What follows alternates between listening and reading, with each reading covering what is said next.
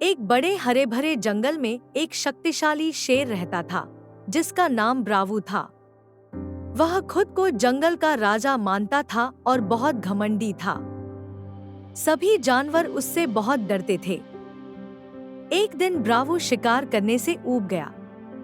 उसने सभी जानवरों को बुलाया और ऐलान किया।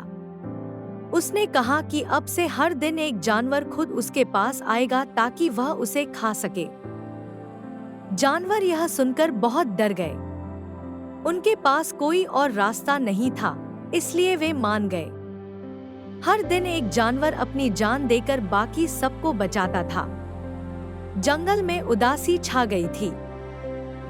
फिर एक दिन एक छोटे होशियार खरगोश की बारी आई जिसका नाम टिमो था। जब जानवरों ने उसे बताया तो टिमो ने कहा, मैं जाऊंगा पर खाने के लिए नहीं, मुझ पर भरोसा रखो। टिमो धीरे धीरे शेर की गुफा की ओर चला। उसने जानबूझकर देर की।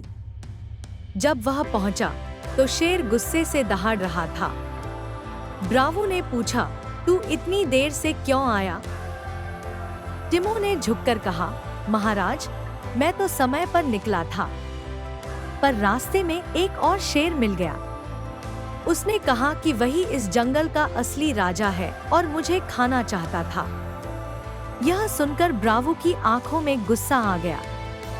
उसने पूछा, एक और शेर? कहाँ है वह? टिमो ने बताया कि वह जंगल के बीच वाले कुएं के पास रहता है और बहुत ताकतवर है। ब्रावू तुरंत टिमो के साथ उस कुएं के पास गया। उसने कुएं में झांका तो उसे अपना ही प्रतिबिंब दिखा। ब्रावू ने समझा कि यही दूसरा शेर है। गुस्से में आकर ब्रावू उस दूसरे शेर से लड़ने के लिए कुएं में कूद गया।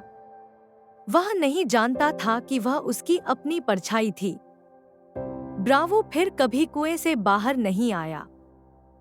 इस तरह छोटे से चतुर खरगोश ने अपनी बुद्धिमत्ता से पूरे जंगल को बचा लिया। ताकत से ज्यादा बुद्धि काम आती है। कभी भी किसी छोटे को कमजोर नहीं समझना चाहिए।